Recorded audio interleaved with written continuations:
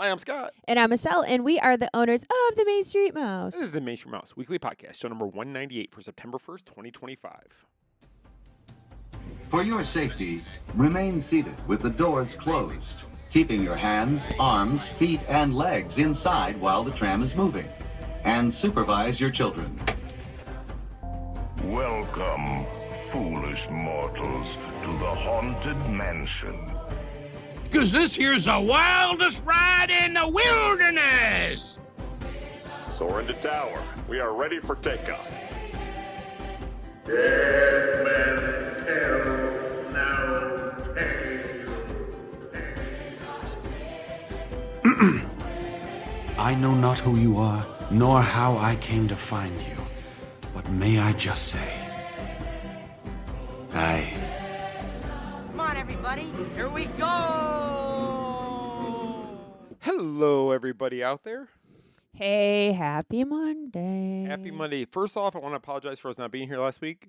We had a lot going on, and We have so much going on, and if we sound fatigued today, it's really because are. we are. It's because we are. It's like one of those things that, oh goodness. But yeah, thank you. I know we've been super busy the past couple of weeks, and we've had a lot of stuff to cover, and plus run our own household and everything else. So I know so many of you followed us, especially the past 4 days over the various media events. So I just want to start off this show by saying thank you. Yes, thank you guys so much. The last 4 days were very busy for us. I'm Very busy. exhausted. I am still exhausted. I'm so tired. I feel We are. nauseous. We're going to go I'm into so all the tired. We're going to go into all the details of what that encompassed, what all was involved in that during the show here. But thank you guys first and foremost for following along this weekend. Lots of great announcements and such came out of Destination D23. So thank you guys for listening. And as we put out the news, liking it, commenting, sharing it, whatever you do. All that happy appreciate it all. stuff. So we have a lot to go over this week. So let's get to it, Atwood. Yeah, let's start our show like we normally do. So I'm going to go back 2 weeks because we had a lot of things go on the week before last as well. All my days are run together. So one of the big things we did do was the unboxing video for the Bath & Body Works Villains line. Yes, we Put did. out. And we actually have another unboxing video that we need to put out for the Lowe's Mini Mummy Mickey animatronic. Mummy. Mickey Mummy animatronic that we were sent by the Lowe's Corporation. Okay, so let me tell you a little something about unboxing videos. All right. You tell me a little something. All right. I'm telling them, not you. Oh, I thought you were telling me. So I'm not as important. you're the only person that listens to the show. No, okay. So when you do unboxing videos, like we actually, because we had 2 different ones to do. So Scott took the time to set up our dining room table, put up like a tripod, Lighting, everything. all the whole thing. Because we had 2, like I said. So we did the Bath & Body Works one first, which to me was a lot of fun because I was super excited. Bath & Body Works sent me a big box of press, like a press kit. Right. And it had a sample of the new Disney Villains line, which is out September 3rd to the public, by the way. Correct. And they debuted, you could buy it this past weekend at Destination D23. And they sold a ton of it. Sold a ton. And I have a feeling a lot of it is going to sell out immediately. Oh, yeah. If you're not online on the 3rd, you might miss out. Yeah, because they've been selling for the past few days for like people that have the rewards card and all that. Anyway, I digress. Let me go back. So we have like the setup and everything, and there was a couple of times that I had to stop and breathe because most of the time, what? You were too excited. You were talking fast. Okay, well that too, but then sometimes I have brain freeze, and I'm like, wait a second, what was I saying? So we had to start over a couple of times, but most of the time Scott says I'm better if I wing it. Just go with it. Oh yeah, definitely. And not overthink it. Right. So we did that, and that's fine. Video did well. But let's talk about the second thing we did an unboxing for. Wait till you guys see this. Yes, I will put that out tonight after the show. We will put it out. Okay. I couldn't stop giggling, and that was what took so long because you'll see in the video, and then I did a short video for Reels, and I couldn't hold it together.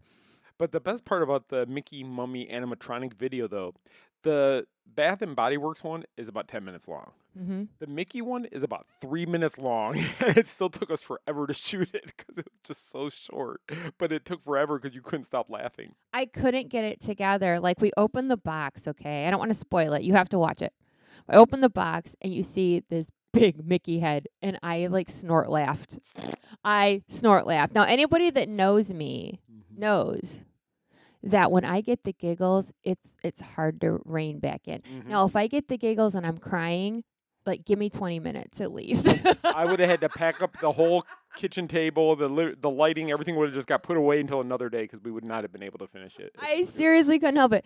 Okay, but here's the part that's bad. I mean, I don't mean bad, but so Lowe's Home Improvements sent me this to do an unboxing, right? So the other day I put out something else we saw at Lowe's last week, the Haunted Mansion Hitchhiking Ghost. Yes. And so they commented on that post, and then I said, yeah, I'll be doing the other one you sent me. Thanks for everything. Like, okay, we can't wait.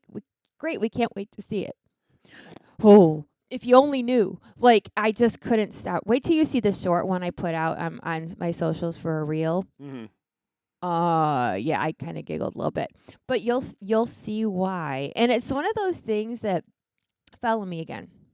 Like, I watched the video that we did, the long one, right, and then I watched the shorter one, and it's just me, being my silly, goofy self. I think that is more genuine than me trying to say, and here we have la la la da da. He is 26.7 inches. Yeah, I can't do that. I gotta be me, and if silliness comes out, then so be it, because that's who I am. And I know I gotta admit, I'm a little nervous now that they commented on that other one, saying they can't wait to see the other one. Because I'm like, maybe we should refilm it, and it should be longer than like. No. I think they just want to see that we're showing the product, and we are. And if they'd want to, those hitchhiking ghosts are pretty fantastic, and I would not turn those down if those are right. Or when Christmas comes around, they want to send me that huge singing Mickey. I'll take it. Or I'll take the 9-foot Jack Skellington. Yes. So, yeah, but no, we're very thankful to Lowe's for and Bath and Body Works. And Bath and Body Works for the press materials, and please watch the next one from Lowe's, because it's ridiculous. Yeah, I'll put it out tonight after I'm done editing this show and get this out. I'll publish it tonight, and then I'll put a post on Facebook, the link to it. Yeah, it's pretty funny. So that was back on the 19th of August. We did that. And then the 21st, Michelle had a media event at Epcot. She had a media event at Epcot on Thursday, and then a Magic Kingdom media event on Friday, as part of their Walt Disney World Play and Preview. Is that what it called? WDW Play and Preview? Something like that. So the first day was announcements and such at Epcot, and you guys talked about Zootopia. That's right. Yes. Big Thunder Mountain Railroad. Yes. And then the Muppets Electric Mayhem taking over Rock and Roller Coaster, which I have to say, of the three announcements, that's one I was most excited about. But I didn't realize they were going to keep the name of it Rock and Roller Coaster.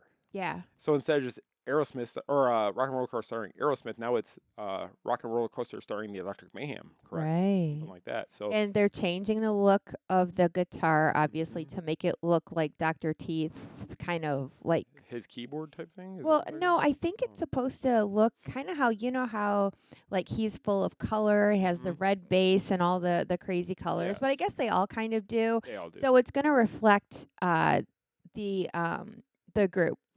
And of course it has to be. They're not going to keep it as to what it was. Correct. And I love Electric Mayhem because if you really look into the detail and read up about them, every character is based on real musicians. Right. Or a combination of like Janice is based on Janis Joplin, and I think who was it? Carly Simon? No, not Carly Simon. I can't remember. It was somebody else. That would make sense, actually. But she's a combination of two female performers from the 60s and 70s, and then everybody in there is based on somebody. So it's kind of cool the way they did that with them. So that's going to be coming when? Is that 26? Next year, yeah. Yeah, I can't wait to see that, though. It's going to be fun.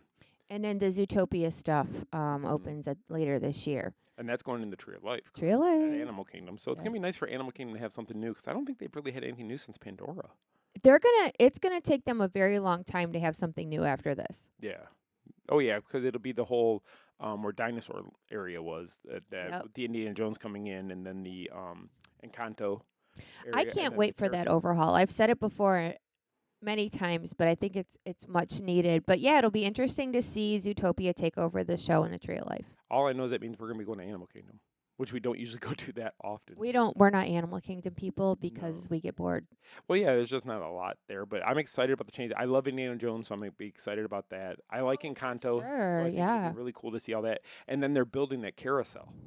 I'm excited to see with whatever they do. Yeah. But they didn't go into any of that really. It was just about Zootopia. Because that's coming first. That'll be the other two. And then the other thing was Big Thunder Mountain Railroad, some of the enhancements that are going to be coming to that when it reopens.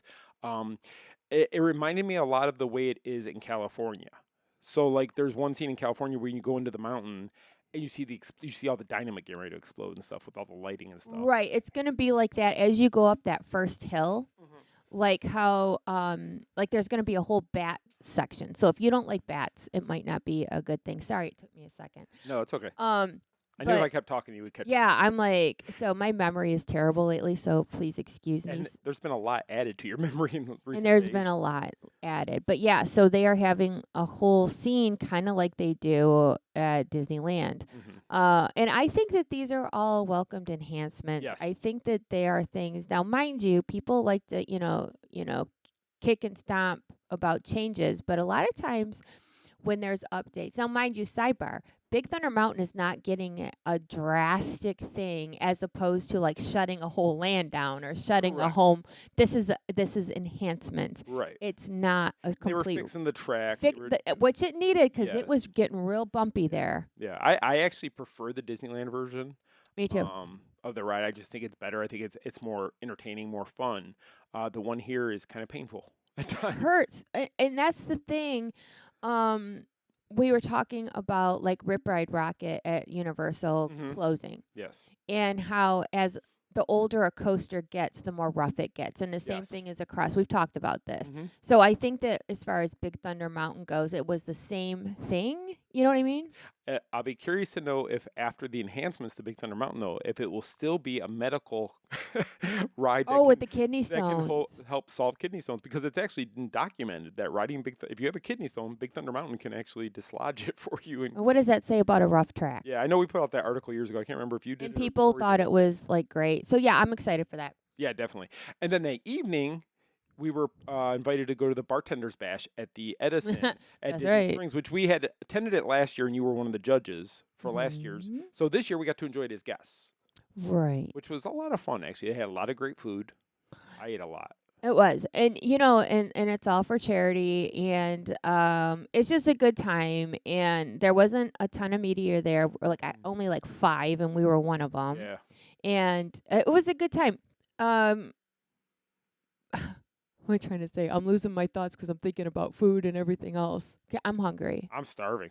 So let me stop getting sidetracked by food. Anyway, Bartender's Bash was a good time. It was at the Edison and all good stuff. And that was the second one, so we assume there's going to be a third, and they're going to carry it on year to year. I think as long as they are raising the money that they are for charity. And they did fantastic this year. They made raise it like $16,000. That night they raised $16,000, but there was money raised by some of the different groups that were a part of it beforehand. So they did raise a lot of money for Give Kids the World, which was fantastic. They were able to do that. Absolutely. So, and then Friday, Michelle had part 2 of her play preview, and this time it was at Magic Kingdom to go to the Beak and Barrel. So you got to see it in the morning, and then you got to go back in the afternoon and try some of the food. That's right. So the Beak and Barrel.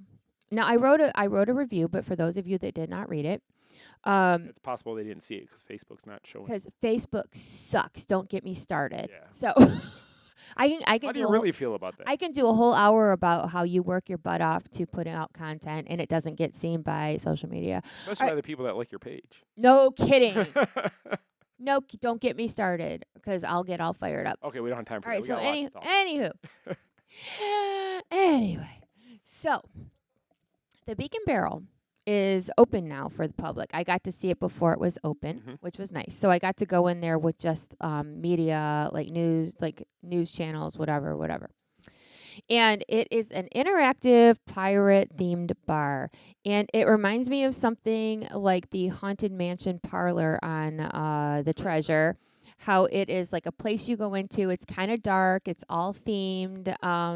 However, Haunted Mansion Parlor has stuff going on the whole time you're in there. Nonstop. Beak and Barrel they'll have like something like it's storm or something, and then like 15 minutes and nothing go by. Then you'll hear like a parrot talking, and then nothing, and then like there's ships and bottles on their fireplace in there, and if you catch it right, you'll see the two ships and the bottles like supposedly battling, and you see one ship sink.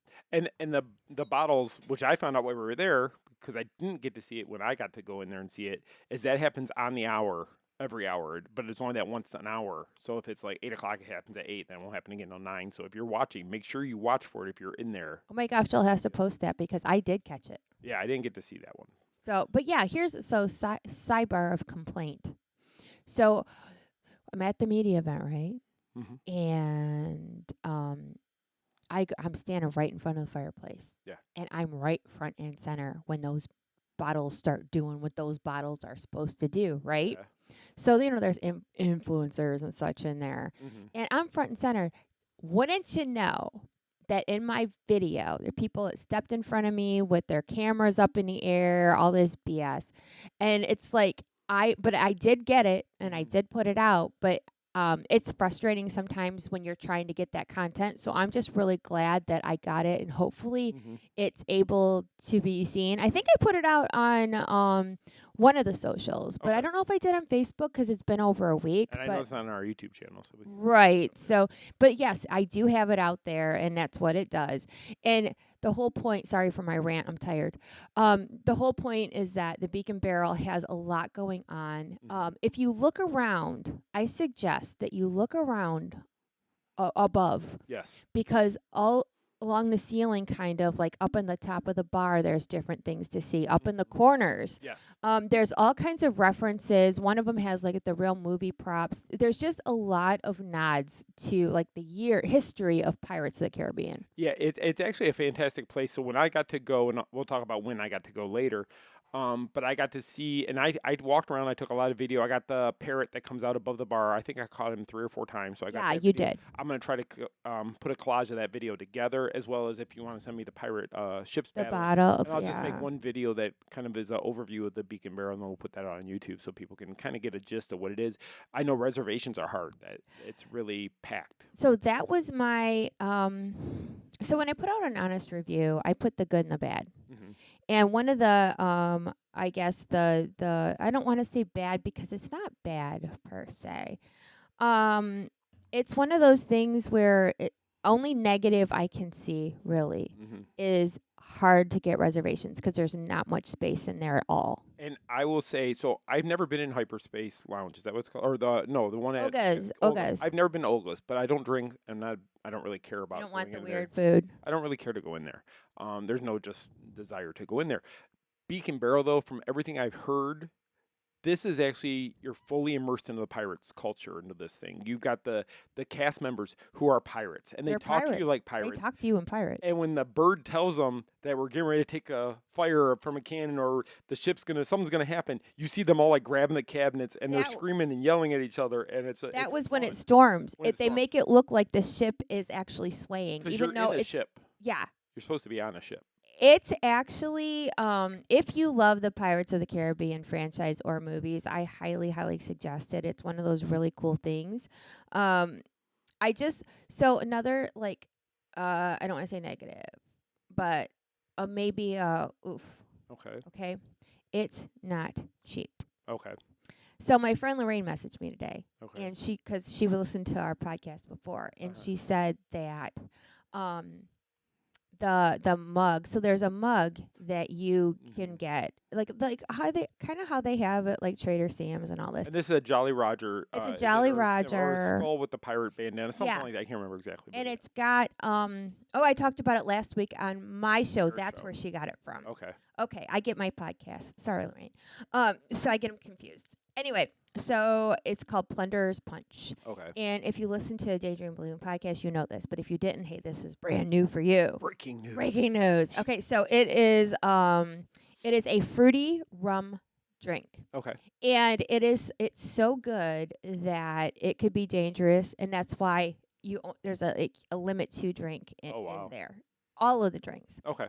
So Because they don't want you going in there and hanging out. No, for because hours it's on hours. and not to mention it's Magic Kingdom. If you wanna get hammered, you go over to Epcot.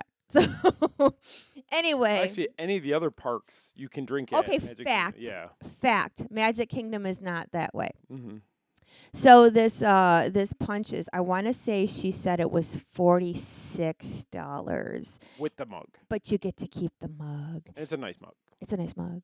But like over now we were talking about the Haunted Mansion parlor on the ship. Those souvenir mugs are $50 and you get to take the mug home obviously. But and the other drinks I believe are also pricey, but some of you might say I want to say she said 46, maybe 48. My brain doesn't work. Regardless, spending almost $50 for a drink might give some pause. So what that reminds me of is when you were on the Star Cruiser. Oh, I was so mad. And they, because you were there on the media Star Cruiser, and they offered you guys the drink in the special souvenir glass. What they didn't tell you till after you got it and drank it is that you were buying it. It wasn't included as. This was okay. So maybe I'm not sad about Star Cruiser, okay? Yeah. Because R.I.P. Star Cruiser.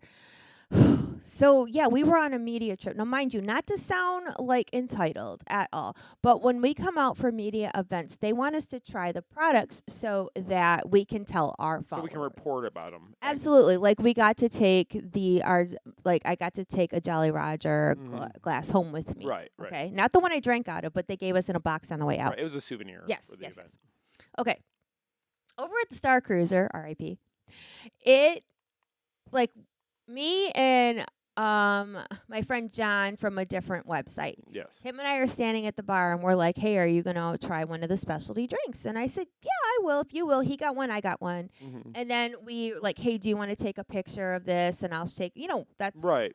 Those websites, fan sites, that's how we operate together. We'll share. We work with each other and we're courteous. Yes. Anyway, so we were like, here's my picture, blah, blah. We're standing there, and dude behind the bar slips a bill underneath our noses. Mm-hmm. And we were like, what? Like, you wanted us to try these things. I ended up spending $42 for, it was just a glass. It wasn't anything wasn't fancy special. at all, no. And then he had to pay for, like, it was one of those short, what do you call those, like, whiskey glass type of things when they're short? Yeah, I know what you're talking. I don't know what they're called, but I know what you're talking about. And his was like $50. Yeah, I know the price point on the Star Cruiser was already super high, but the bartender before you order it should have let you know, hey, if you want this with the glass, you have to pay for it. They're not comping those. They'll let you try the alcohol, but they're not going to give you the cup. And Okay, so me of today versus me of 3 years ago. Yeah. I'd have been like, you can keep your glass. Yeah, because I have not seen it. I don't think since you. I don't know where it is. I have no idea. I was where it's at. guilted into buying it, Yeah. and so was John. Yeah. But at the time, we were like, eh. So I'm always really careful now when we order things to try because I don't know.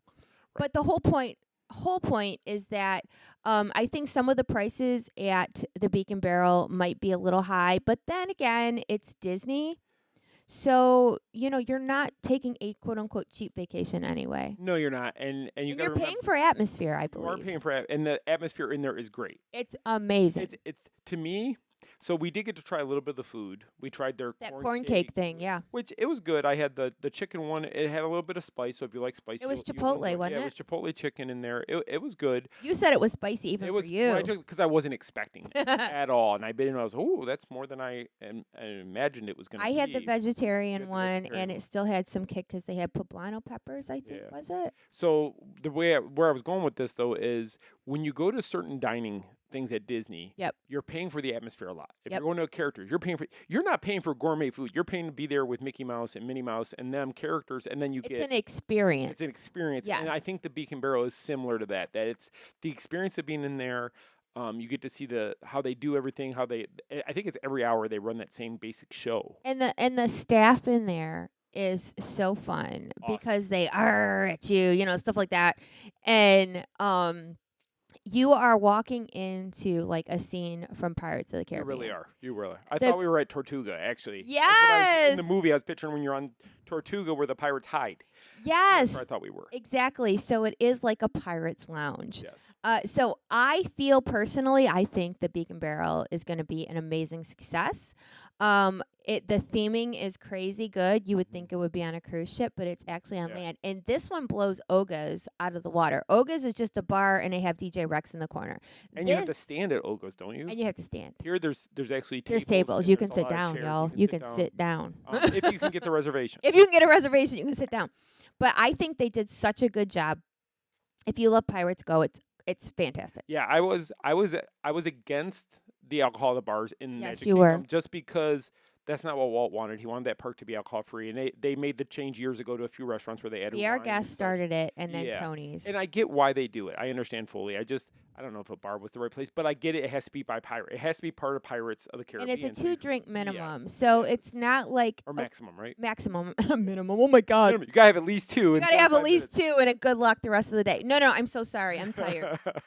That'd no. be funny though. You have to have at least 2 drinks if you're coming in here. I know some people that would go to a bar for that purpose. Like, I got to have at least I 2. had to have 2 at least. That was the requirement. If I wanted to stay another 45 minutes, I had to have 2 more. Right. You know. But anyway, the fact that they have a max on those drinks, meaning that they don't want people hammered walking around Magic Kingdom. And the other thing is, I don't think people are going to want to stay more than 45. You paid a lot of money to go to the Magic Kingdom for the day. Mm-hmm. Do you really want to go sit in the bar for 2-3 hours? I think drinking locals at would $50 want to at a stay. bar or at a drink. Yeah, I think locals would want to stay longer Maybe. because we can come back to Magic anytime we want. True. But if you're vacationing, no. But at those prices, our locals going to keep going back. No. So that's where the locals are going to check it out. They may go there on a special occasion. They may go there, check it out again, take people out of town in there. But I can't see them going there as a regular place. And they have special non-alcoholic drinks also. There's this one that kind of tastes like Nestle Quick. That's what I had. There's another one. It's like a variation of lemonade that comes with their little dessert platter, which is a vanilla cake pop. And a chocolate cannonball. Chocolate cannonball and a couple of pieces of gold-covered popcorn. Which was really good. Yeah. So I know, like, I've been all over the board. I think Beak and Barrel is fantastic. They did a great job. Yeah, highly recommended. Highly recommended. So that was the week before last. Then last week started our 4-day run on Thursday, which kicked off the morning with food and wine at Epcot. Yes. Which was, we got over there close to opening. We were a little bit after 9. It was a little after. But you know what? I don't like getting there at 9 o'clock because you're waiting with all the crowd to even just get in the parking lot, get into the park, get into everything. So we go a little bit after. We walked right in without a problem. Right. What the only problem with that whole thing, food and wine's great. It was sad to see all the bushes all around Spaceship Earth. What? It was closed. Spaceship Earth was closed. So they had all the bushes around it to keep it closed. Okay. What? I'm going to admit something right now. What? I was in such a hurry to get to the merchandise, I didn't notice the bushes. Yeah, they had those bushes they wheel out in front of stuff to block it. Okay, I could have been on my phone. You could have been. Because I know what it was. I took pictures of the front. And this is how I operate when I go into work mode. I took pictures of the front. Now, as I'm walking to the next thing to take photos of, I am posting what I just took pictures of. Yeah, you don't wait at all. You No. It's you're seeing it like I am, whether it's stories, whether whatever. And I've talked to you while you're doing that, and you don't hear a word I say because you don't. get stuck in your space of trying Work to get mode. that out as fast as you can. You're not even paying. So we walked past the closed Spaceship Earth, which Michelle did not see, and we headed right over to the store. Yeah. To check out the merchandise. We did. Which we didn't have a line for, which was great. There was no line. They had the stuff set up, so it must have been lines earlier, but we got there after that. And you know what, though? Like, I don't know if it's a sign of the times or the merch was just okay this time, but normally there's a line for merch all day outside the store. And we got there, by 10:30? It was 10:30, something like that. And there was no line for the merchandise. Now, okay, so, we keep it real, keeping it real. I didn't see anything that I was like, oh my gosh, I have to have that. Yeah, the only thing I saw I really liked was the Muppet Lab stuff. Yeah. But then I started thinking about it. Do I like it because I like it, or do I like it just because it said Muppet Labs? Okay, that's a fair If point. that makes sense, because I think Muppet Labs is a great addition to the Food and Wine. I'm so glad they added it last year. Right. I wish we could still do the photo ops with the desk and everything if those children hadn't destroyed it. Right. But I think it's a great addition to the festival. And that's where in the Odyssey Pavilion for those that don't know. And that's where they had the wings.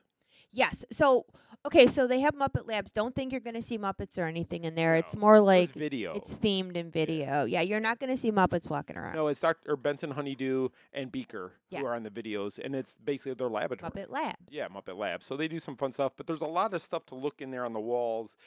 They do a really great job of theming that area, and also it's a great place to go in and cool down. Yeah, and the food, like you said, they have the wings, they have fried pickles, they have one of my favorite things that Food and Wine offers. It's the frozen milkshake? iced tea. No, not the pickle milkshake. It's like a little like pomegranate frozen iced tea, and it has little sherbet Dippin' Dots in the top. And it's a really good. It's a refreshing drink if you're hot, It was very good. I didn't try it before. I tried it this year, and you get to keep the cup. and you get to keep the little plastic cup. It's kinda Yeah, cool. It's a yeah. cool little cup. I love the wings in there, and I remember the first year when they had the Odyssey with the wings, I bought all of them You to did. try them all. You did. And then the one I loved was the peanut butter and jelly wings, which were so good. I would have never imagined peanut butter and jelly on a chicken wing would taste good, but it does. But they got rid of those wings, and they replaced it with a Korean barbecue wing, which I think is even better now. Really? Yes, I would say it's even. I miss the peanut butter and jelly wings, but the Korean barbecue, the wing, the breading was a good crunch on it, and then the sauce they used, fantastic sauce, very good. Now, mind you, he raved about these for probably 2 days because he's like, they were so good. So I know he'll be getting them next time. I want to go Epcot. back to Epcot tomorrow to get them because I've been thinking about them since then.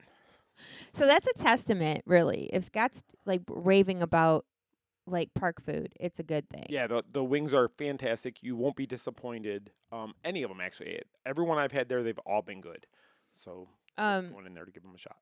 So in fairness, we ended up seeing everybody that we knew in town in the Odyssey Pavilion, and we didn't make it very far after that. No, because after that, yeah, we did. We saw probably we saw everybody. 10 to 12 different friends who like had come in there, and it's not like we saw them all at one time. It was like we saw one group, then we're getting ready to leave another group, then another group, and then before we knew it, it was like, okay, we actually have to go because we had another media event at Raglan Road. We did. And we had to rush to get over there too. We had planned to leave Epcot a little bit early, come home, get cleaned up a little bit, then go out to Raglan.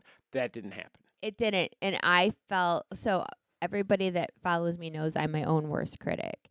And now I didn't get myself fancy to go to Epcot because I'm like, I'm going to Epcot. It's hot. Yeah, I can come home and change before Raglan and be all set. that didn't happen. It did not happen. And I was not happy. Like, I didn't bring anything with me to like pull my hair back really or anything. So I was like, okay, but work is work. Yep. So we had to get there to cover the Great Irish Hoolie. Which was a lot of fun. A lot of fun. But at the same time, the Hoolie the media event was going on. At the same time, check-ins for Destination D23 Yes, were happening at the Springs. correct. So I didn't go to the Goofy movie thing that night because I had already previously committed myself to Raglan. Where our friend Jason Marsden was part of that whole thing. It was. So, yeah, and Bill. And Bill was there also. Yeah, that's correct. Okay, so not to brag, but we know Bill and Jason. But anyway. We'll talk more about that later. But but the Raglan Road event was great. The Irish Hoolie. He calls it It's Irish hooey. I love it. Irish Hoolie. It's a bunch of hooey.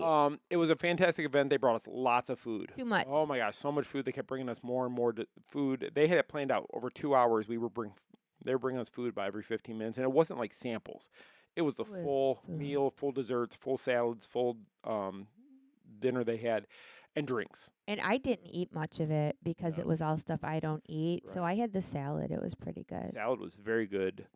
Everything was desserts. Good, oh, goodness. So, okay, by the way, sidebar, this weekend, Raglan Road, September 6th, 2:30, 3 o'clock, is our meetup. So Raglan Road is hosting our meetup. And then at 5:30, come on over to House of Blues in the bar section for a scavenger hunt. And for the Raglan Road event, you will need tickets to get to that, in which you can purchase those on Eventbrite. So I know you put that on social media where they can get those. Our event tab on the Main Street Mouse's Facebook page, scroll down to events. It's right there. And there's only a few tickets left. We only have a few tickets left, so don't wait on that. No, don't wait on that one. If you want to go, make sure you get your ticket. And the tickets are only $5 plus the Eventbrite fees. It's just because we have to have a minimum amount of people in there. It's just to keep people from. And that gets you two raffle tickets because we will be doing giveaways and we have prizes for trivia that Chuck is putting together. And we have a really good prize of a $100 gift card to Raglan Road. We do. Yeah. We didn't remind me later to to really push that one out. Yeah, that's a good one. That's a good one. I keep forgetting about that one, sadly. Yeah, that's like one of the big prizes, and that's a good prize. So Okay, so speaking of Raglan, something really cool that they're doing this year that I thought was cool. Like, obviously, something really cool that I thought really was cool. they're doing that's cool is this cool thing they did on the cool days. Oh my God, I'm like 12. So, anyway. Okay, so I watch and you watch a lot of old Halloween shows and Travel Channel. Yes. And such. I love the Halloween TV Right? shows and stuff about all the different haunted attractions and such all over the Haunted US. places in America Love that and show. all of this stuff. I wish they would do new updates. Now, we've been watching the same episodes since 2012. I still watch them every year. Because they put them out every year. Yep. Scariest places in America. They should hire me to come do some new ones. Yeah, they need to update it, but still, we watch it anyway. Travel Channel, if you're listening, call me. Yeah, like update that. So they started talking about the history of Halloween. Yes. And a lot of people were looking around with confusion, but not us, because we know all about it. So, long story short, Halloween stuff originated with the Irish. Yes. And they had their festival called the Samhain Festival, which is spelled Samhain. So a lot of people call Halloween Samhain. It looks like two names. It's actually Samhain in Ireland. in Ireland. And it is the beginning of Halloween and all the history. Yes. Okay. So they are celebrating that this year with Halloween shirts. Yes. Halloween a Halloween drink and Halloween like ube cheesecake that's purple and orange. It's so good. Holy Mother of God, get that. Yeah, it was so good. So my whole point is they're jumping into the Halloween season spirit as well. And if you come to our meetup, or if you don't, they will be selling the Halloween goodies and such in the gift shop. And then when you sit down to have, dinner or drink or whatever, like I said, there's a purple drink and then there's purple cheesecake. Yeah, and the cheesecake was fantastic. The drink, on the other hand, don't you get didn't like the drink. You might. It depends on your taste, though. Some people may like that. So to me, it was too smoky. It had like a smoky foam on the top. So maybe if I would have gotten rid of the foam and got to what it was, because that adjusts the entire flavor of the drink. Yeah, because no. Anyway, so you might like it if you like strong drinks or if you like smoky taste. Yeah. I preferred the cheesecake. Yeah, it was a great event, though. They had a couple different, they had a quartet play, and then they had a harpist play. Yeah, some of their entertainment. Now, mind you, when you go to Raglan Road, also the entertainment is part of it. It's all top-notch entertainment. It's so good. So but good. Anyway, we were excited to be invited and part of that. And don't forget about this Saturday. Yes. So then... and then again on Friday started Destination D23 for us. So the first day was experiencing the shopping areas. So we had to go through and film all the shopping and all that they were going to have. Then we had the tour of the archive, which you wanted to talk a little bit about that because you got to go into the archive. Okay, so if you followed my socials, the archive exhibit was very small this time. Usually the archives is much bigger. And the first thing I saw when I walked in was like, oh my gosh moment. They had one of the large puppets from Tapestry of Nations, Tapestry of Dreams parade. Now, mind you, that is the opening music that we use on this podcast was from the Tapestry parades. Yes. And they had the music playing overhead when you walked in. That's cool. I might have got a little choked up for a second. Maybe. I was like, oh my gosh. And some people were like, oh yeah, that's cool. I'm like, no. And this is what when you know that Disney is like in your soul, because you can remember something from years and years and years ago, and it brings back. It's not so much the parade that I remember. I remember the puppets. I remember the music. It was the experience around it. It was Andrew's first trip to Disney, and he was a baby. And no, he doesn't remember this, but I do. And it's one of those things how Disney can attach a memory for you and how that sticks. So when I saw that parade, because it's been gone for 20 years, it reminded me of like all that came back. And that parade had these big drums, and there was a guy sitting on the top of the boom, and It was so cool. Yeah, I never got to experience Tapestry live. I've seen video Yes. since then. And I've told you all about You it. told me all about, but I never got to see it. But I absolutely loved the music, and I used to love at the end of Illuminations because Yes. on the way out they would play Tapestry's music, and that's where I developed a love for that music because I just the beat, the way it goes, and that's why I chose it for our podcast is the background music because I really do enjoy it. And so we were talking about it this weekend, my colleagues and I, and we're talking about Tapestry and how much things have changed because that was not an IP, that was original Disney content, Which just is what like World Illuminations was. Right, which is what World Showcase used to be. No IPs. Yes. It was all just authentic, like bring the world together kind of stuff. Like there was no Elsa in Norway. No, it was trolls. But Corey loved them. We better not talk about Maelstrom because Corey's still our friend Corey is still. Corey, if you got a tear in your eye, I apologize. We apologize. But no, okay. Corey, I'm going to give you credit for a second because I get what you were trying to say all those years ago. Yeah. That putting IPs in World Showcase takes away some of the magic from the countries because it was just so authentic. It was so and the thing is, I get both sides. I fully get both sides. I get that a lot of kids didn't want to go to Epcot the way it was. So parents had a hard time dragging their families over there because the kids might not want to go. But by adding the IPs, now kids want to go into the countries and they want to meet Belle in France. They want to meet the Three Caballeros in Mexico. They want to meet these characters in that country. Right. So I understand changing with the times, but I also think there's something to be said for those original things like Illuminations. I remember when Illuminations closed 6 years ago or whatever it was. We were there. And yeah, we were there. And the feeling of being sad it's gone, but also looking forward to something new. And the sad part is the something news have not gotten you in the feels, as they say, as Illuminations. Yeah. There was something special about Illuminations and the meaning of it. And, when the light went out, The whisper. join around the campfire and the light went out. It's so cool. You heard it blowing out candles. Yeah. Went out. And I love Harmonious. I think it's a great show, but it's just very hard to love Harmonious the way I loved Illumination. Wasn't Harmonious the second one? Or I'm sorry, what is it? No, now it's Luminous. Sorry. Luminous, wrong show. It's been so 3. There was Epcot Forever, Harmonious. Now we're on Luminous. To Luminous. Luminous is the one I meant to say. That's the one that's on there now, and I like the music they use for Luminous. I do too, but what does it say to you? Think about it. I just had a moment. Think about it. Illuminations ran for 20 plus years-ish. We're on the third show. We're on the third show in 5 years. Yeah. 6 years.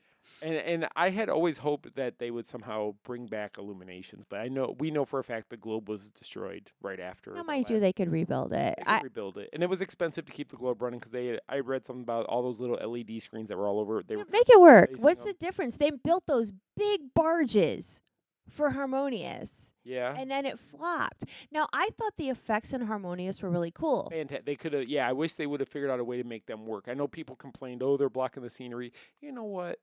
They weren't blocking the scenery. And I thought Harmonious was nice. The different, the lasers and the fountains and all that. I will say I actually liked Epcot Forever better than Harmonious. Epcot Forever was terrible. It was, but I didn't like Harmonious either.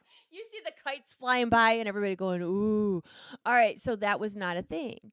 Right. But now, we don't stay for the fireworks at Epcot. And I remember how many countless times we stayed for Illuminations. We wouldn't leave till Illuminations was over because there was just something about it. It made your heart feel good. And there's memories attached. And I think that maybe I'm wrong. Maybe it's the fact that we don't have time for memories to build like they did. But my whole point, let me get back to Tapestry. That was, all right, truth be told, the archives, there was not much in there. Yeah, it was a smaller archive than normal. Really small. And I think that was because of space. Could be. Well, I don't know, because there's a lot of space in that convention area at Coronado. But the main the main character of the room was from Tapestry. Mm-hmm. And if you are an old-fashioned Disney person, then you got it. Yeah. Maybe some people in that room didn't know what it was from. And that's where the media sites, the fan sites, we get that because none of us just popped up out of the blue. No, we are a long time. If you own a media site, it's because you're a fan of the Disney Corporation. It's not because you're just looking at this way to make money. No, and it's one of those things that, I always say either you get it or you don't. And there's rich history when it comes to Disney and the attractions and such. But anyway, yeah, Tapestry was awesome to see. And then what did we do after the archives that night? Oh, And then we went to Mickey's Not So Scary Halloween Party. But first back to Beak and Barrel. Oh yes, we had that's where I went to Beak and Barrel. That's where you got to we see had Beak and Barrel. There was a media reception at the Beak and Barrel, and D23 was gracious enough to allow me to go with Michelle into there, which was fantastic to be able to see it.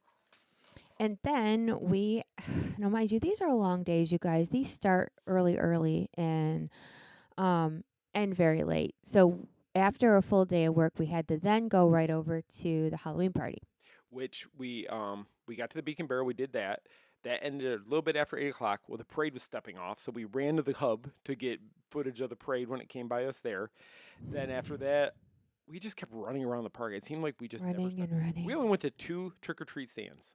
And that's unusual for Scott, by the way. That's very unusual for Scott. But you know what? I didn't really care. I was so tired at that point already. Just the exhaustion. But I was just happy to be there. It was just a fun experience to be there. Who do you? I mean, I love the parade. Mother Gothel is on. Mother Gothel took over Jafar's spot on the villain float at the very end. Right, and it's cool to see some Tangled representation. Even if it's Gothel. It doesn't matter. It's still Tangled. We'll take it. We'll take what we can get. And then we saw the Hocus Pocus show. We saw the fireworks show, which I got to upload that video. I do have that on my phone, so I'll be putting a lot of video over the next couple of days. We literally got home yesterday, and we didn't really do much. And today we've been kind of trying to catch up on other stuff, but I'm going to get those videos out on YouTube. Well, we didn't get home till dinner time yesterday because it was a full day again. Friday night, we didn't get home until it was it was a little bit after 1, I think, by the time we got home. And we had to be back at the convention at, 8? We had to be there at 8 o'clock the next morning. Or no, we had to leave here. Was it? No, we had to be there at 8. You're right. So we got home. We slept about 4 or 5 hours. 4 or 5 hours and got up and did it all over again. And I was so sick when I got up Saturday morning because I had been on the go so much, and not sleeping makes me not feel well. But I'm like, got to throw it together because work duty calls, man. And we're not going to talk about the news right now in this segment, but we are going to get to the news that was dropped on Saturday and Sunday here in our discussion period. We're just telling you about how our weekend went. Yeah. And the other thing we got to do, so Saturday night after the full day of panels and such, we did have a party at Typhoon Lagoon. They did. They had, so it was very similar to how they do H2O Glow Nights, except they had some rare characters from Emperor's New Groove. Yeah, so it was called Kuzcotopia? Kuzcotopia. Yeah. And now, mind you, this isn't a regular thing. This was just the 23 weekend. Yes. But they had some rare characters that I have on our socials. And that was, you know what, a lot of people were interested in seeing that. But I think maybe the reason that, I don't know, Atwood, maybe we're old. Like going to these parties in the water parks and such at night, we were so tired, we didn't even wear our swimsuits. No, we didn't even take our swimsuits because we both were like, okay, we're going to go around and get photos. We're going to do our job. Do our job. We got some, it was, they had ice cream bars and stuff like that. Yeah. So we had our ice cream bar, got our Diet Coke, had a popcorn.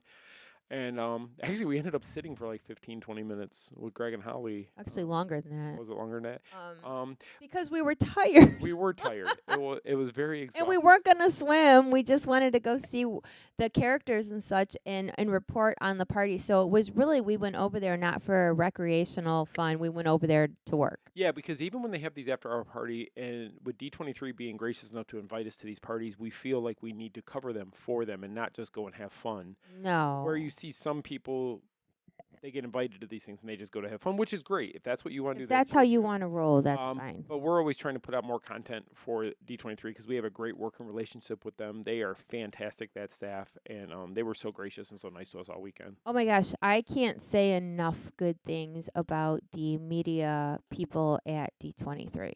They're because great. as most of you know, I was diagnosed with a health disorder 2 months ago, and I was very nervous about trying to cover this event, and that I could get sick on a whim, and not be able to do my job. Could happen. And it does happen, and it could happen, or I could get unexpected pain or get sick. And they let Scott be around the whole time. So if I were to get sick, we could tap out. I could tap out and send you in. Yep. Or if there was too much for me that you could, be in the hallway putting out blogs. Because I'm not at full strength right now. Right. And they didn't have to accommodate. No, They didn't have to do that for me. And we've been covering D23 events for over 10 years. And all I can say is that they are quite valued, and they know that they can count on us to always cover for them. I mean, Michael Vargo, who is the president of, D23. He told us that he appreciates all we've done. He watches everything we do. Oh, yeah. He really likes me, and I will take it. And I like him very much. It's awesome, though, when you're walking down the hallway and you see him, but he stops because he sees you.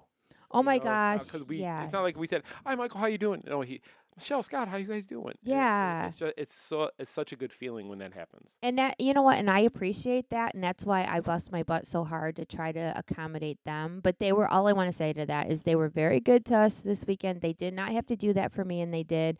And I am very grateful for that. So all in all, the weekend was a lot of fun, but absolutely exhausting. And for me, standpoint, I like how the event comes together. Doing the House of Mouse Expo the 3 times. Yes. I love the planning of putting on a convention. I know. I see your wheels turning when you're walking around. And I watch them do that. And I'm like, oh, that's a good idea. Oh, I like how they did that. And I oh my God, that would be my dream job, to be a part of the D23 events team and help put stuff together. Working on Destination D23 and working on the D23 fan event, the Ultimate Fan event in California. I think that would be the best job ever, because just to bring it all together, all the planning and everything, and then when you see the final product, it's just such a good feeling.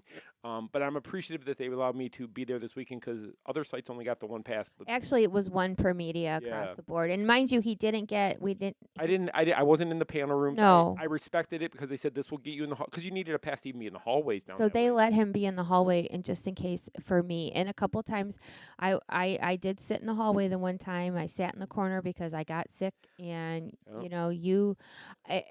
I will admit, though, I did sneak into the concert at the end. It wasn't a sneak. You had a media badge. But a lot of people had left already, so there was plenty of room in there. So I did get to go in there and watch the whole hour and 20-minute concert, which was really cool. I wasn't really that excited about the concert, and then I was in there. I was like, oh my gosh, this was awesome. It was awesome. And from me to you, thank you for having my back this weekend. You know I do. Most of the time I sat in the cafeteria because the Wi-Fi was better.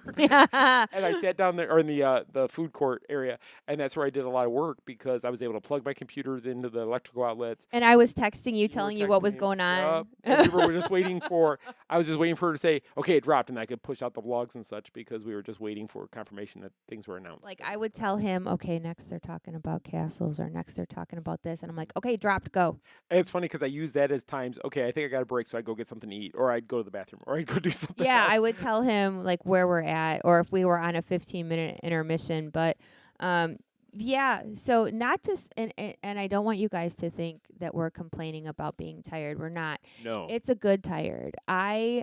It's so weird, because I was exhausted and I just wanted to go to bed last night, and I fell asleep pretty quick. You fell asleep on the couch really early. I did. I think I missed part of 98 Fiancé. The funniest thing, though, and I said it to you this weekend, 11 years ago, when we first moved here and we went to the Halloween party, we were exhausted for like 2 days afterwards doing that.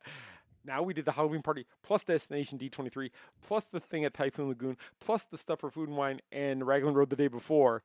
And we're still going. We still got up today. We still got work done, and we still done a lot of stuff. So it's like, I don't know. I feel like I got hit by a bus, but we're still functional. We're still functional. We're still going, and we're not planning to slow down anytime soon. No, because we have another busy weekend coming. Yay! Yeah, this is TMSM's 15-year celebration this weekend, so we have that coming. But so upcoming, I just want to let you guys know that I believe it's today is the final day to go on the Boneyard to Animal Kingdom. I believe it closes for good tomorrow, which is another piece of that. Another piece of closed for the expansion. And then this Thursday, September 4th, we will be at the Stadium Club at the Crib Royale hotel. Oh yeah. For their NFL kickoff party, which we got to go to last year. It was so much fun. I'm so excited they invited us to come back and enjoy that party, because it was a lot of fun to be there last year. That party. So we love the people over at the Crib Royale. It's a very large hotel and convention center that is right off of World Drive, not far from Disney. All suites. The rooms are fantastic. Beautiful. They have a beautiful pool. They have restaurants. It's fantastic. So the Stadium Club is like their sports bar in there. And honestly, it's probably the best sports bar located closest to Disney. It is. It kind of fills a void, and you've talked about it many times.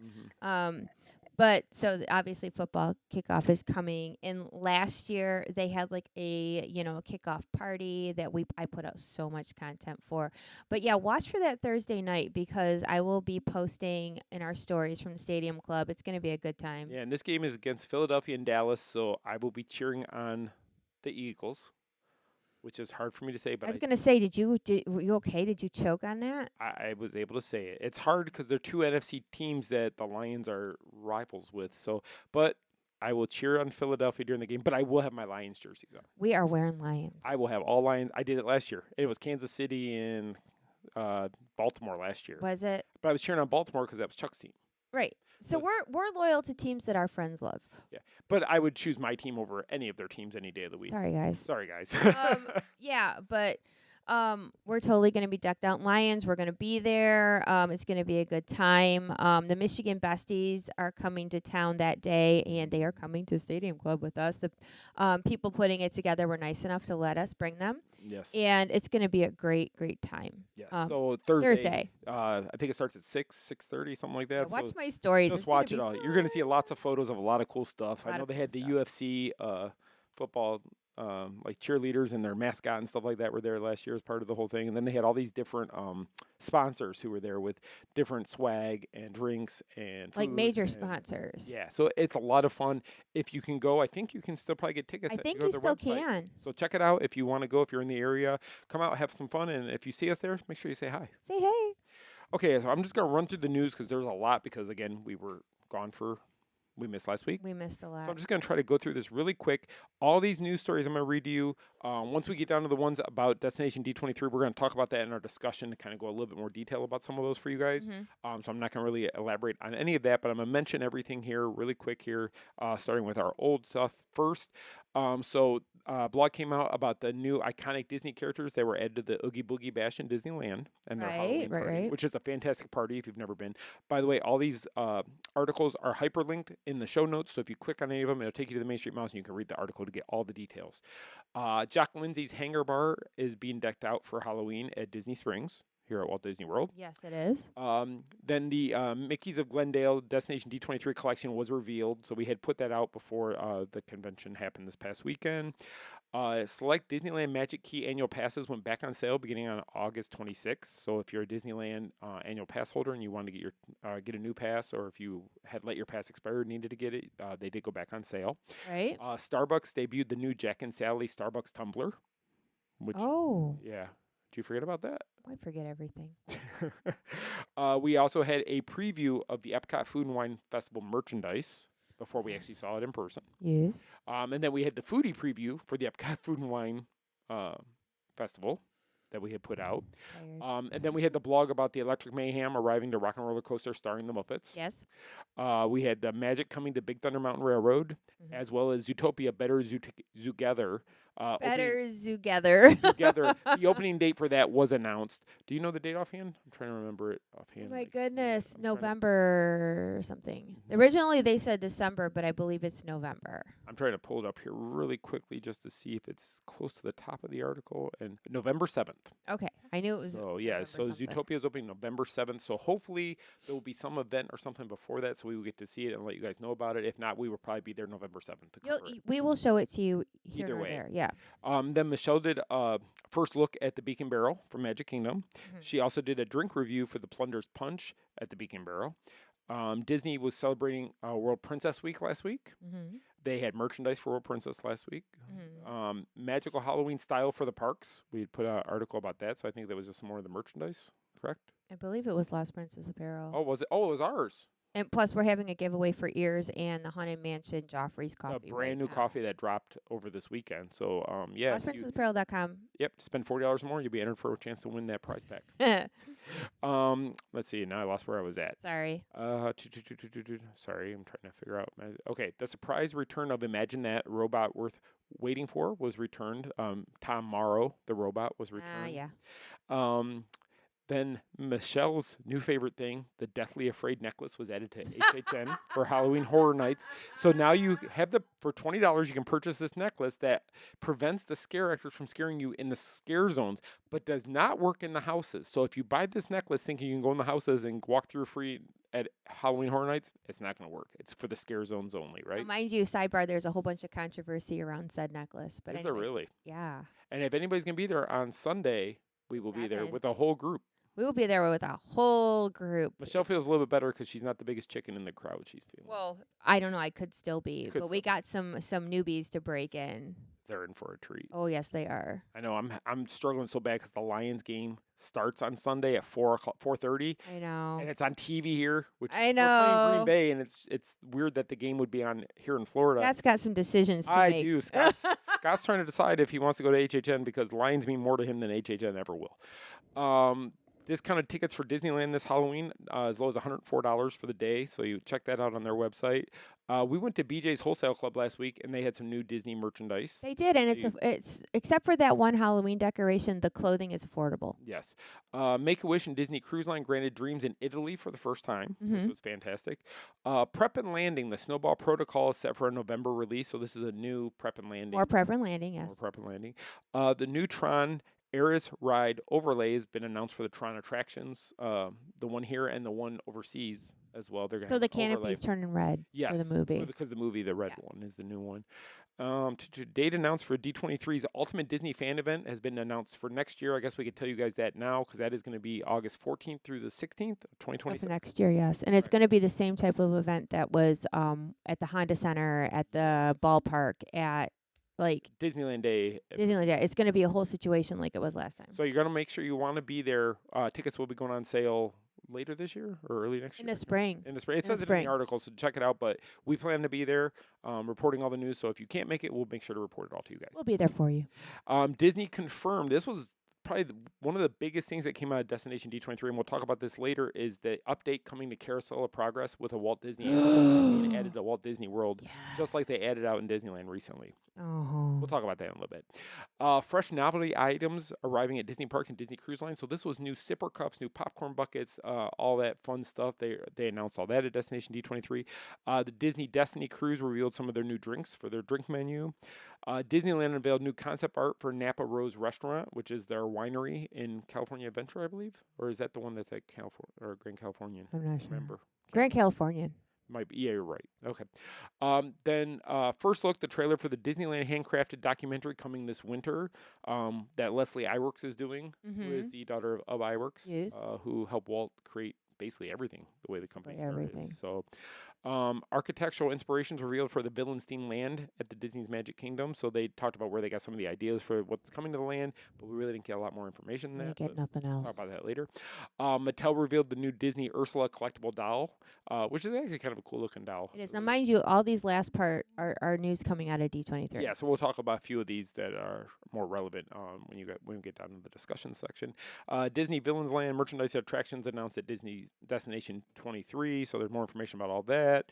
There's another article that came out about all the park news that was announced, and then I put out that article about all the news that was announced, and then they announced two more things. So they announced the color palette for Cinderella Castle would be changing back to its original color palette, which I had forgotten was different. We're used to seeing we're just the used rose to what gold, it is, yeah. And then Disney Castles, they put out information about hidden details, lore, and secrets revealed. So they talked about this to the crowd at Destination D23, but the article gives you a little bit of information if you weren't there to hear all that. Whew, that's a lot of news. That's a lot. That's a whole lot of news.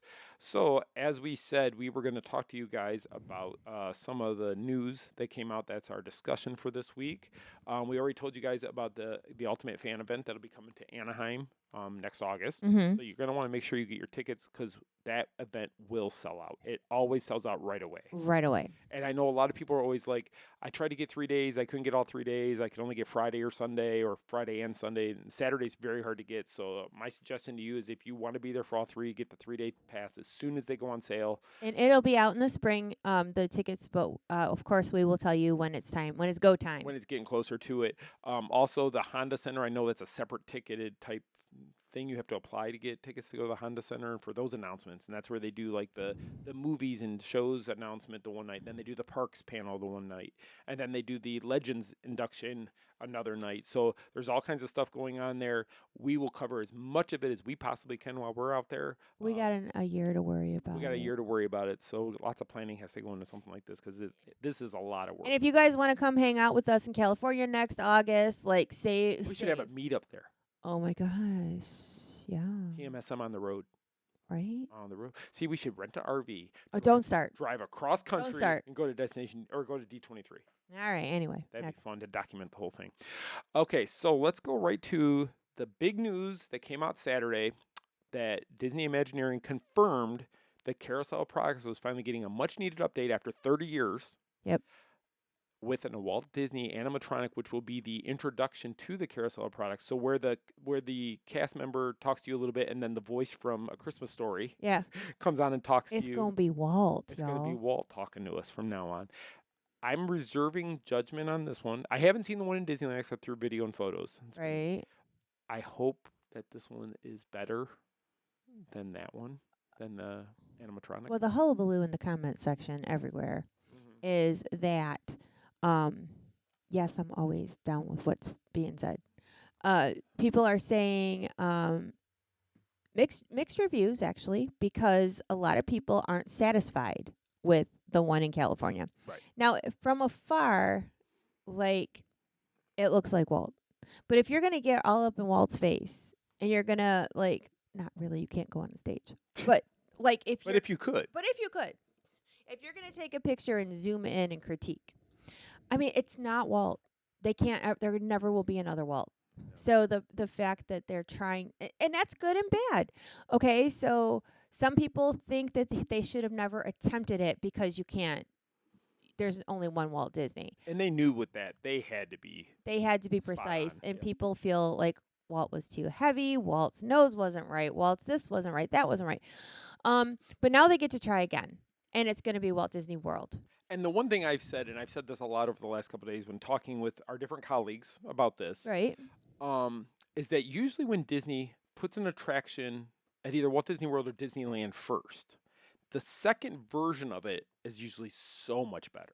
Right, because they almost learn from, what they did previously and see what they can fix. Perfect example. Test Track and Radiator Springs Racers, basically the same.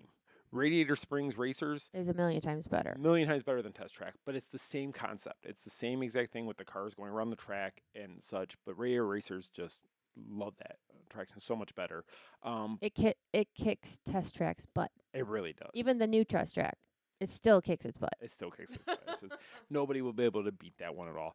But so this new one will be basically the opening scene is going to be Walt standing in, I guess, like a planning room with a desk of his plan for Epcot and all that, with pictures all around. You see monorail pictures. You see all kinds of different stuff he worked on for the World's Fair. And he's going to be wearing a sweater, isn't he? Wearing a sweater. And so it's probably something you may have seen when they were doing Walt Disney Presents back in the day when he hosted the show. So I'm very excited to see how this one comes together. I'm excited to see it. And I know people don't like change, but if this is the first upgrade to Carousel of Progress in 30 years. 30 years. So they need it. And the thing to remember, so Carousel of Progress was created for the 1964 World's Fair originally. Yes. And then it was taken to Disneyland for some time. Then they broke it down and they brought it to Walt Disney World where it's been since. Yes. So this is the update that's needed. And a lot of people have said Carousel needs an update for a long time now. That last scene. It's from like 87. Yeah, it's not the future. We're 40 years past that. But you want to hear what's weird? Sidebar. Uh-huh. That last scene reminds me, minus the robots, reminds me of Christmas at my Aunt Linda's house when I was a kid. Did she have the oven that programmed that? Okay, no ovens. No ovens. Or when Grandma was playing the virtual reality and she goes, I just scored 800 degrees. Oven set to 800 degrees. Not to that degree. What kind of house did your aunt live in? No. I'm saying there's something about the tree and the fireplace, and it's nostalgia from when I was little. Right. Because I think that that's like the time period that they were in at the time. Now, mind you, it's not relevant now, but when I was a kid, it was. It just has this feeling of reminiscent of my childhood. Yeah. Now, of course, there's none of that happening, what's going on with the quote-unquote people. Right. But I think that I do kind of love it only because it reminds me of being a kid. But I know... So let me ask you this, sidebar. Okay. Let's say they want to stay around 1990 in there. Okay. Okay? Let's just say. See, I would hope they'd push out to like 2050. Okay, let me finish. Okay. Can another room be added behind that one to where they could keep that, but then go up to the 2000s after? Or do they have to time jump all the way up to current I time? think they would have to take out the first one because I would have to see an overview of the Yeah, I don't know how the building. rooms line up. I thought there was 5 quadrants, so to speak. And the one until this day has just been the curtain opens and you see the Carousel of Progress. And that will be where Walt would and that's be. where Walt will be. So I don't know if there's an empty one in there, if there was 6 in there, if there was 5 in there. But that's a good question, actually. But you would think with technology and stuff, they'd be able to figure out a way to almost flip it. You know what I mean? To where they can almost flip it and have it spin around and have like another one. I don't know. There's got to be a way to do it. I just don't know how they would do it. If anybody could figure it out, it's the Imagineers of Walt Disney World. Because here's my thought on that.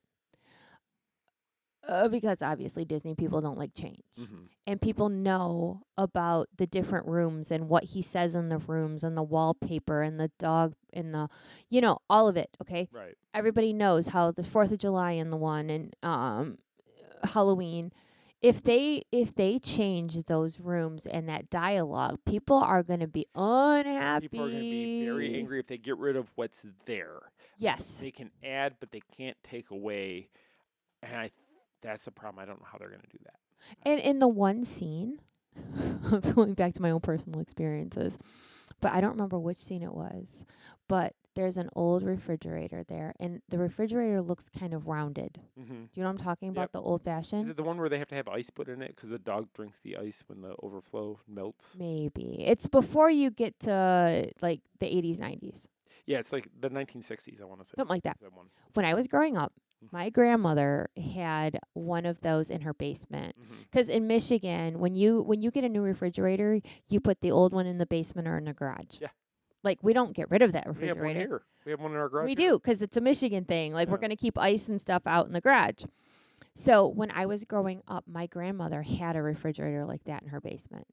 And it was old. I would say that's the old one with the one big handle. Yes. Full door. My God, yeah. Do you know how much I wish that I had that refrigerator now? And it'd be so cool. I'd probably paint it a different color. You would paint it. But my whole point is that, like, I was just talking to you about references about how when you're a kid or whatever, and that's another thing with me. And I have to believe that other people watching Carousel of Progress will find things in there that reminds them of their childhood. Oh, definitely.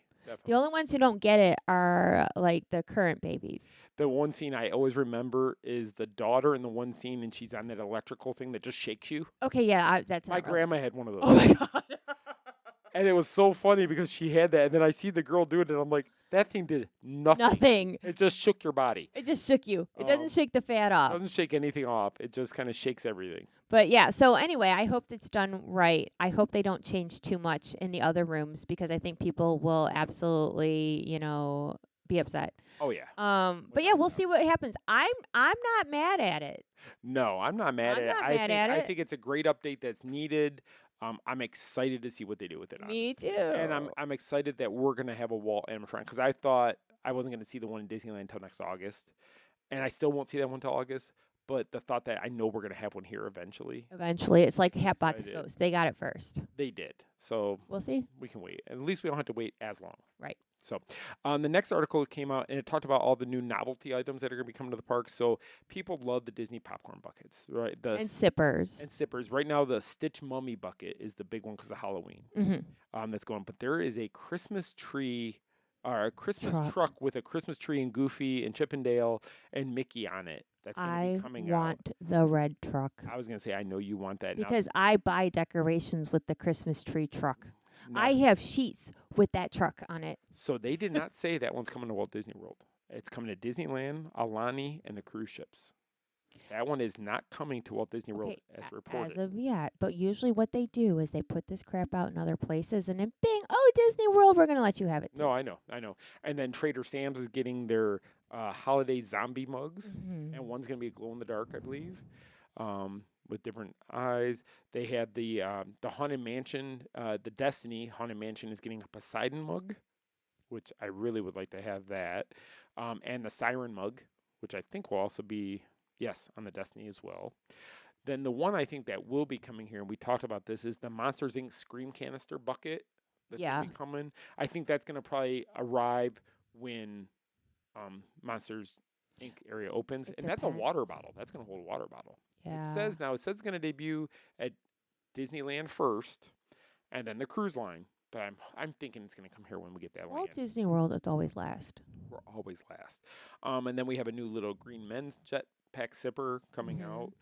We have the Pooh Bear Easter one. I think that one's overseas. It says Disneyland and the Disney Cruise Lines. Really? It says, yep. That's what it says. The Bantha one, zipper, which is, again, Disneyland and the Disney Cruise Line. So the entire article, nothing, according to the article, is coming to Walt Disney World. So do they think this is going to sell cruises by putting novelty merchandise? Like I have to go on a cruise to get a mug? No, it's going to be somebody who's going to be messaging a shopper and paying 12 times the amount for the bucket, and then they're going to get it that way. Not wrong. But if I'm on the ship and I see it, I know you'll want to get that truck if we're on the ship.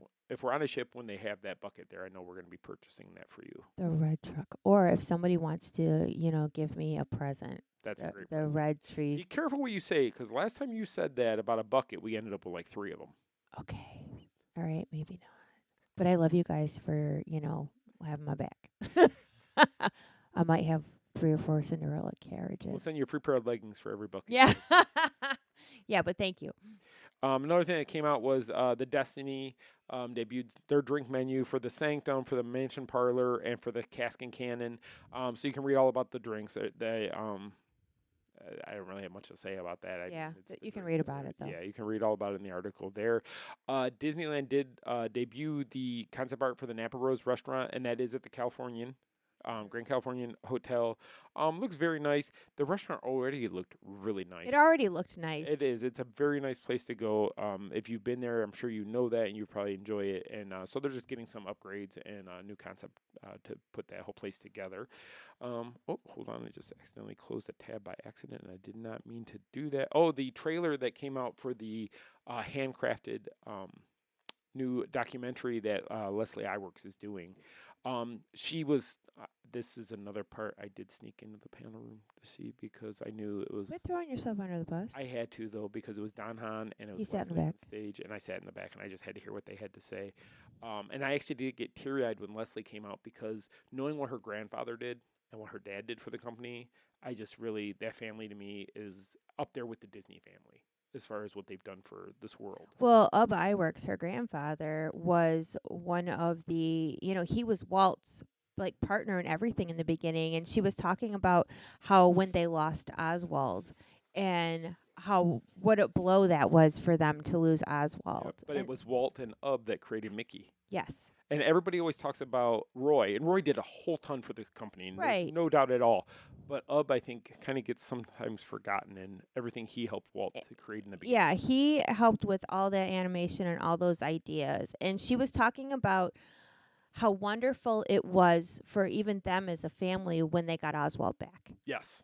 And that people okay, I'm going to soapbox for a minute. Okay. Oswald needs more representation because without Oswald, there'd be no Mickey. Walt would have never made the money or had the inspiration to create Mickey if he didn't lose Oswald first. Yes. So Oswald the Lucky Rabbit deserves way more props. He does. Just saying. He Okay, does. anyway, go ahead. He does. So, but Leslie had said that she had found, I want to say, she said 80 hours of footage that was filming that Walt had hired film crews to film the construction of Disneyland. And she said she found all this footage of all that, and that's what this new documentary is going to be about. It's going to be the footage of building Disneyland. Yeah. So talk about the Imagineering story. This is going to take that in a whole nother way. So that's going to be coming to Disney Plus this winter. And once it comes out, I'll be sure to talk about that after I've seen it because I love that stuff. I love the history of the company to me. And Ub Iwerks is just one of the people who I've always really, really respected and loved to hear everything that came out with him. So that's that. So moving on. Then they had a panel that talked about the architectural inspirations revealed for Villains Land, and how they took trips from around the world to go see different things that they were going to use to create Villains Land. But they didn't really give us a lot of information about the Villains area. They did not. And it was kind of a bummer for a lot of people that were here this weekend because we knew a villains panel was coming, and a lot of people were like, "Oh my gosh, like what are they gonna say?" And then come to find out, we're like, "Oh, we took a trip to check out architecture." And okay, okay, keeping it real as usual. When that part was over, everybody looked at each other and said, "That's it." Yeah, because It was very anticlimactic. very. I think it would have been cool if they would have at least shown like concept art of maybe Maleficent's castle. Had they maybe shown Something. concept art of one of the rides that's going to be coming back, just something. You know, A they already- restaurant. you know they already know this stuff, or they've already got it in the works because Disney doesn't move forward with anything unless they have big plans that we're not even sure of yet. Yeah, a restaurant or something like they could actually give us a little something something. Just even give us the name of the ride. Don't show us your trip of architecture. Yeah. I mean, I feel like okay, now again, keeping it real. Now I keep my hand on the pulse to what the Disney community is talking about, Right. and it was very wah. Like, and I think that they could have given us more. It's almost like don't hype us up to give us nothing. Yeah, so that was Sunday morning. That was the first panel of the day. So I was ready in the food area with my Everybody computer, was waiting for ready. anything to drop. And then Michelle's texting me and she goes, "They haven't really announced anything yet." And then she's like, "They announced architecture," and then it was over. And I'm like, "That's it?" All of us in the media section, because we were hyped. Yeah. Everybody looked at each other and went, "What?" Yeah. So I'm sure of it, that some cool information is going to come out. It's just not there yet. Guaranteed by next D23. Yeah, We would for definitely sure. have stuff by August. But it just would be nice to have a little. I mean, something may come out between now and then. We have no idea. Yeah, I think so. Okay, then Mattel revealed the new Disney Ursula collectible doll, which is really cool. She's fabulous. She is. She's fabulous. She glows in the dark. She's got great colors. If you're one of those collectors who has all those dolls, you definitely want to check that out. She's pretty cool. Then there was the article that came out more about the villains land, but I think it was just talking about like the villains taking the stage at Walt Disney World with the new villain show. Then new things that have happened, so like adding new characters to Oogie Boogie Bash. Yeah. Things like so. It's kind of like a recap of stuff that's going on. Yeah. Then let's see, and then it was the color palette changing for Cinderella Castle here at Walt Disney World's Magic Kingdom. Yeah, I want to say that was the biggest news of the weekend, especially because the event was at Walt Disney World. And it's one of those things that it's been the pinky color for years now. I forgot it. I forgot it. To us, it's the castle. To us, it's like, now, as opposed to somebody who hasn't been here in, let's say, 6-7 years, they're looking for the White Castle. And they'll look at it and go, "Was it that color last time we were Right, here?" right, right. It's Because confusing. They might not remember. Because it's confusing, and I'm in the minority where I like the color. It doesn't bother me. It doesn't bother me. I mean, I'm used to it. yeah, that's what it is. Because we're able to go so often because we live here that that becomes the castle. I don't notice it anymore. Yeah, I don't notice it either. And then so that was the second to the last type panel. And I know people are hyped about it. So Right. And then the last major thing that came out was talking about the Disney castles, the hidden details, the lore, the secrets revealed of them, and some of the details. And it's a really good article if you have time to go through and read that. And it just talks about like the assembling and the color palettes and things like that, and little nods that people might not even realize are on the castles that actually have meaning to like like the Disney family crest is on the castle. So little things like that. But then it also talks about like when they turned the Magic Kingdom into a cake, the castle, and the 25th birthday, and it became a birthday cake. And everybody talks about how hideous it was. yeah, or when Stitch like teepeed the castle, but people kind of Yes. liked that though. And then they even mentioned in this article too when they put the birthday cake on Carousel of Progress for Mickey's 60th birthday. They had done that many years ago. So it's a fun little article to read. There's video in there from Imagineering you can check out. So what was your highlight of the whole weekend? Oh my gosh. So now that we've gone through all the news that came out of there, what was the thing that you're like, okay, this was cool. This made being here worth it to you? That's a very hard question because so I'm going to try to explain this as easily as possible without talking for 27 minutes. Okay. So when you cover an event like D23, whether it's out in Anaheim or whether it's here, you it is a labor of love because it is so much work. And, as far like if you're an event goer, you don't have to worry about being on top of it. You can go and listen and watch and enjoy, walk around leisurely. Right. But when you're there for work and, Disney it has you there before it even starts, and your day starts early, your day runs late. And because you are media, you have to pay real good attention, not to mention working to get the content out. Correct. And that's where we were able to tag team it and made it easier. Yeah. Thank God. So it's one of those things like, okay, out at D23 in Anaheim, like I might complain how tired I am. I might say, okay, I've had enough. I might this, but when it's over, I miss it. Right. It's like I might have complained this weekend because I was not feeling well.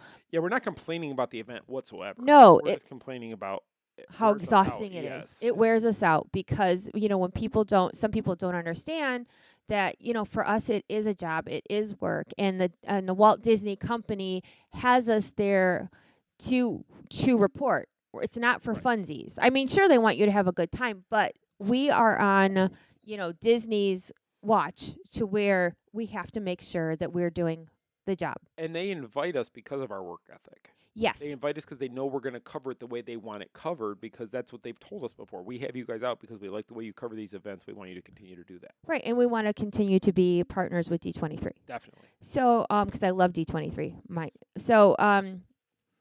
I really enjoy the weekend as a whole.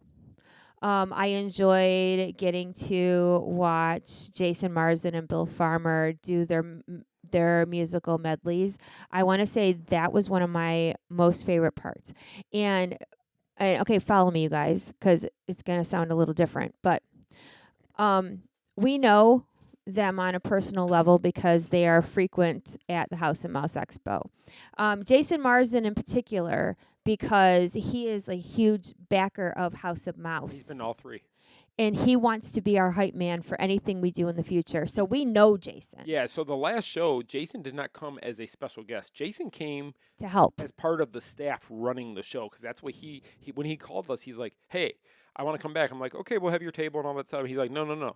I don't want a table. I want to walk around. I want to greet the I want to be part of it. I want to be part of the show. I want to help with the panels. I want to be, basically he said, I want to be part of your staff for the weekend. And he said, if you'll have me. If you'll have me. No, we're not. No, Jason, you can't. Jason. And for me, it's different because I am a huge Hocus Pocus fan, and Jason is the voice of Binks the cat. So when I met Jason, I fangirled a little bit because he talked Binks. Yes. So, and then to know he's Max Goof, but to us, he is our friend Jason. He's our friend Jason. That's his job. And I see him up on the stage, and I didn't look at it from a fangirl perspective. I looked at it as I'm happy for my friend. Yes. That he is having a good time up there. Right. And Bill too. Yeah. So funny story. So I get up and I go to the back and whatever, and I'm hurrying because they turned the lights down, and I don't remember what took me so long. But I run back to where my seat is, and there's a man and a woman in the row, and there's a man sitting in my seat. So I'm like, okay, I'll go to the row in front. I'm pulling into the row, and I turned around to see who is in my seat, and it's Bill Farmer. And I gasped. I was like, oh. So I sit down, and within 3 seconds, I whip around. And I'm like, hi, Bill. And he's like, hi. And I never like people to assume they know who I am. I never have been. And I'm like, do you remember me? He goes, of course I remember you. How are you guys doing? And, we had like a little mini conversation. And I was like, okay, I'll shut up now so you can watch the presentations. But right away, I turned around because I know Bill. Right. So it wasn't like, not just, oh, my God, the voice of Goofy is in my chair. It was, oh, Bill. I mean, you know Bill. You've driven him to the airport. Like, we know Bill. That was my favorite part of the first expo. Yes. Being in the car with Bill to go to the airport. That was and, fantastic. like, Jason had a line wrap to sign people's stuff. Right. And when At Destination D, he was in the ink and paint room, which is where the different art, like Thomas Kincaid's in there, and another gallery was. He was signing autographs. Now he had a line, and I'm standing there. I just wanted to wave, and he saw me, and he winked for a second, and he's like, then he ran out of his long line, to come and give me a big squeeze, Yep. and he's like, oh, yeah. I'm like, I miss you. He goes, I miss you guys too. We got to catch up, blah, blah, blah. And then he looks at Scott and he's like, you and me need to catch up, reading House of Mouse.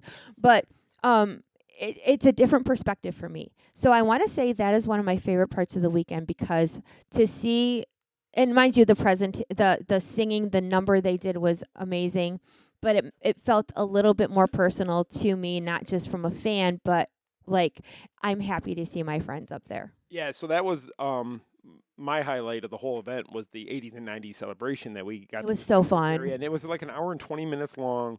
And you saw they had some Broadway stars who came out and sang some of these songs that we all know from the 80s and 90s from the different films, Disney Afternoon and such. But then you had Jodie Benson out there. You had Susan Egan. Susan Egan came out. Then you had Bill come out and Jason came out. And it was such a fun event. And Bill, go on my socials. Bill and Jason sang the song from the car at a Goofy movie. And it was a Goofy movie panel, and then they had the music afterwards, and the place went nuts. And it was the coolest thing. It just was really, really well done. Mm-hmm. Okay, back to the villains panel for 1 second. Okay. 1 second. Okay. So they had the beforehand, so we get there, and the panel chairs are these villainous looking chairs, which I want, by the way. I want those. And so the singers that were there all weekend came out and did a quick villains medley. All right. Susan Egan, her part was Mother Gothel, and she sang Rapunzel Knows Best. Oh. Rapunzel knows best? Instead of Mother's knows best? Yeah, Rapunzel knows best when she's that making part. fun of Yeah, her. yeah. Okay. Listen to your mother. All right, anyway, Did she do it really well? oh my gosh. So then I saw on social media that she says if they ever do a Rapunzel musical on Broadway, she wants to be Gothel. She wants to be Mother Gothel. Yeah, she's done other Broadway. And let me tell you, if that was her audition, God bless her. I didn't show it to you. I recorded it because I'm fumbling with my camera when she started. I'm like, oh my god, play. Hit the right button, hit the right button. Right. And she was fantastic. That's awesome. And I love the extra Rapunzel representation they have going on. But even she said that Mother Gothel would be like a dream role for her. Really? That's awesome. Yeah. So it was just one of those things that I think that there was a little bit for everyone when it came to all the performances, when it came to the panels. Like if you could buy a ticket to Destination D23, you will find something that weekend that you think is just incredible. You will love it.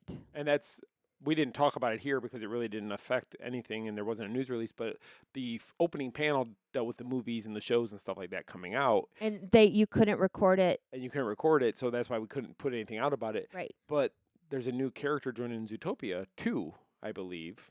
Is what I believe, because I was trying to listen and watch it on the. Oh, he's the horse. And it's Patrick Warburton, who is our chief flight instructor, or chief flight attendant in Soarin', and he's Kronk in Ever in a Groove. But he is also David Putty from Seinfeld, Elaine's boyfriend. Which anybody knows me knows I'm a huge Seinfeld fan. And the fact that I knew he was in the building down the hallway from where I was sitting in the food area. You were fanboying out. I was fanboying. So I told Michelle that whole day, I'm like, if I see him, I'm going to talk to him. I'm going to talk to him as Putty. I'm going to do all kinds of like Seinfeld references. And then when we went to the Typhoon Lagoon event that night, I was like, oh, he's got to be here. He's got to be here somewhere. And Michelle's like, he might not be here.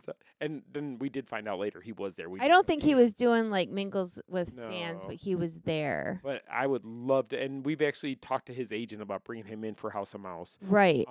Very, very expensive to bring him. Very expensive. But the crowd erupted. And I remember sitting there thinking, remember I texted you? I said, just so you know, everybody went nuts. We need like what do you call those Kickstarters? A crowdfunding thing. I need a something to get Patrick Warburton. Yeah, because and then Susan Egan has the same agent actually, and I've looked into bringing them both. Right. But the fact that I think Putty's, or I'm sorry, Patrick's. Putty. He's Putty to me, but I think the reason he has such a thing with Disney fans is Soren and Kronk. They love those characters. But Soren, that they used him at D23 last year in Anaheim as part of the video. And the whole thing is most people watching that video don't even realize that Caitlin Robrock is in that video also, who is the voice of Minnie Mouse.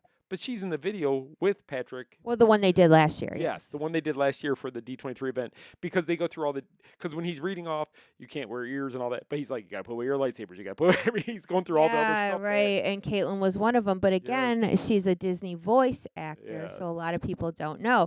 But so my whole point with Patrick Warburton was it doesn't matter if you watched him 30 years ago on Seinfeld and all the reruns that they play every day, which we watch constantly, or you know him from your Disney fandom, like he's got like what's the word, pop culture attached to him regardless of which avenue you look. And then he was on that other show also for many years. Rules of Engagement. Yeah, with David Spade. But it didn't stick like Seinfeld. No, not like Seinfeld is Seinfeld. like a historical thing. Oh, and he was only on, I think, 18 episodes of Seinfeld. But look at the impact he made. Yeah.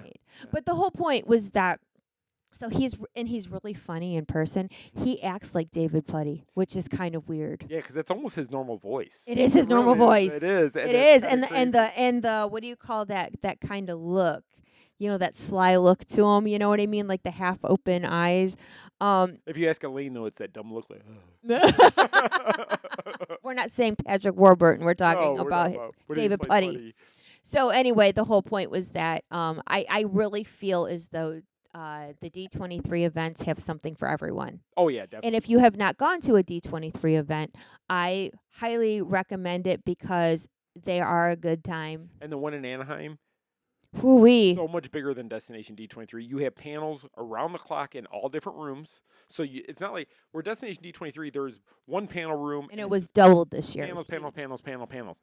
In the same room, one after, and you can see everything because you won't miss it. At Destination or at D23 in Anaheim, there is so many panels going on. You have to pick and choose what you can actually attend because there's so many going on at the same time. And then whatever's going on the floor that you might want to see. Exactly. So it's a lot of work out there. If you're going to D23 in California, wear your comfortable shoes, plan your day out fully, and just have fun because it is a great time. But yeah, we just a huge thank you to the PR team at D23 for having us. It was great. And we hope we did you proud, and looking forward to the next. Definitely.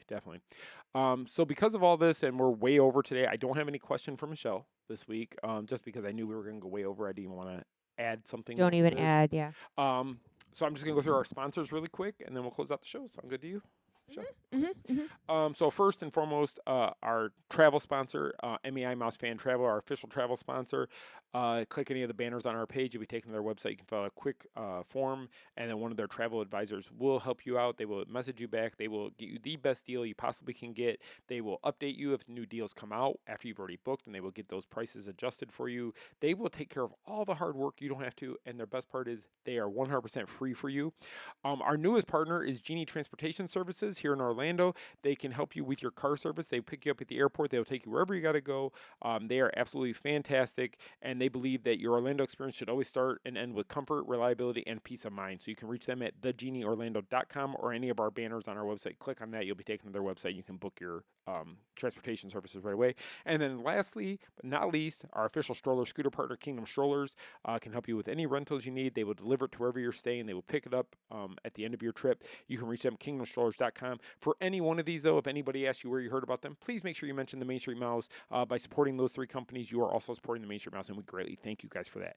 That's all I have to say. So I'm gonna end my conversation now because I'm talked way too much. I'm gonna let Michelle close out the show. Okay, so just a reminder, please remember that we are having a meetup this weekend. You do need to reserve a seat Saturday for Raglan Road, but if you don't get a ticket for Raglan Road, come hang out with us at the bar at House of Blues, and our friend Sarah Cooley is doing a scavenger hunt with prizes. And we would love to see you. Go to the Main Street Mouse on Facebook in the event tab. And don't forget, also, if you need an outfit to wear for Halloween or whichever, Lost Princess Apparel, lostprincessapparel.com. We have all kinds of cute Disney outfits for parks or at home or anyplace else, and we got some really cute Halloween stuff. So on that note, have a wonderful, fantastic, magical week ahead, and we will see you real soon. Our trip around the Magic Kingdom is almost complete. I can't thank you enough for spending part of your day with me. And I hope you've enjoyed your journey as much as I've appreciated being a part of it. Ladies and gentlemen, please gather your belongings. Watch your head and step as you exit, and take small children by the hand. On behalf of our entire flight crew, thanks for soaring with us. Now I will raise the safety bar, and a ghost will follow you home.